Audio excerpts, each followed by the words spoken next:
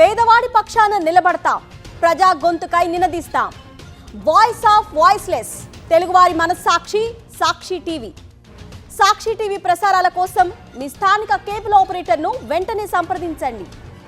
విశాఖలో వైఎస్ జగన్మోహన్ రెడ్డి హయాంలో పేదలకు కేటాయించిన టిట్కో ఇళ్లకు మంచినీరు అందకుండా కుట్రలు చేస్తున్నారు కూటమి నేతలు. వైఎస్ఆర్సీపీ ప్రభుత్వ హయాంలో మంజూరైన 3 బోర్లలో 2 వేయకుండా అడ్డుకుంటున్నారు. తాగునీరు అందక బడుగు బలహీన వర్గాల ప్రజలు అల్లాడిపోతున్నారు. తమ సమస్యలను పరిష్కరించాలంటూ గౌరీనగర్ ప్రజలు ఖాళీ బిందెలతో నిరసన తెలిపారు. మరింత సమాచారం మా ప్రతినిధి నాయుడు అందిస్తారు. వైఎస్ఆర్సీపీ ప్రభుత్వ హయాంలో మంజూరు చేసిన టిట్కో లబ్ధిదారుల ఎవరైతే ఉన్నారో వారికి మంచినీరు కూడా అందకుండా కూటమి ప్రభుత్వం కుట్రలు చేస్తుంది. వైఎస్ఆర్సీపీ ప్రభుత్వ హయాంలో 3 బోర్లు మంజూరైతే 3 బోర్లు వేయకుండా కేవలం 1 బోర్ను మాత్రమే వేయాలని చెప్పి టీడీపీ నాయకులు అధికారులకు హుకుం జారీ చేస్తున్నారు. దీంతో ప్రజలంతా కూడా తీవ్ర ఇబ్బందులు ఎదుర్కొంటున్నారు.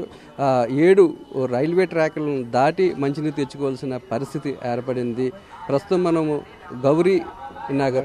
గౌరీనగర్ ఏరియాలో ఉన్నాము. ఇక్కడ నీరు అందక ప్రజలు ఎలాంటి ఇబ్బందులు పడుతున్నారు అనే విషయాలను కూడా మనం తెలుసుకుందాం. గత ప్రభుత్వం మరి 3 బోర్వెల్ శాంక్షన్ చేస్తే 3 ఒక బోర్వెల్ కొట్టి ఇంకో 2 బోర్వెల్స్ అవసరం లేదని మధ్యలోనే పనులు ఆఫ్ చేయడం చాలా బాధాకరం.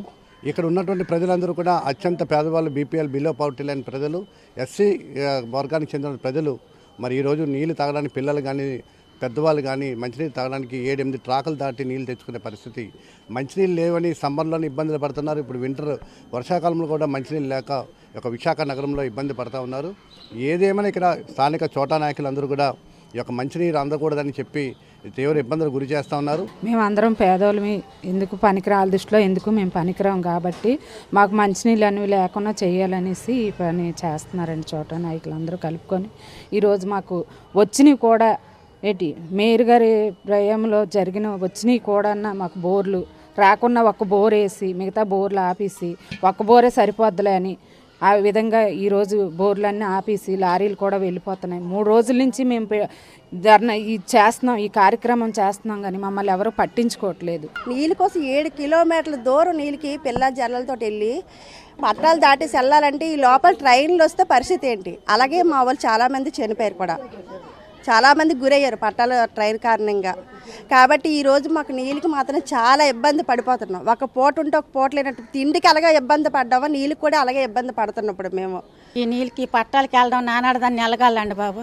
ఆ పట్టాలతో అనుకొని పడిపోతే ఏమవుతానండి?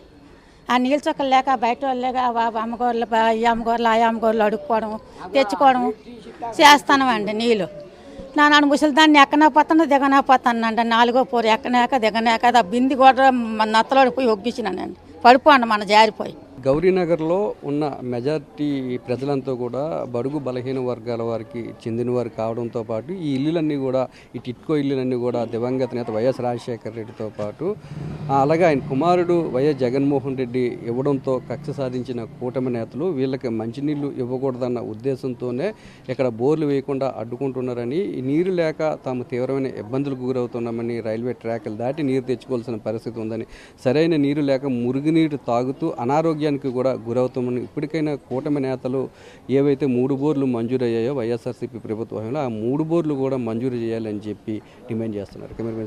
కెమెరామెన్ రమేష్తో నాయుడు, గౌరీనగర్ నుంచి.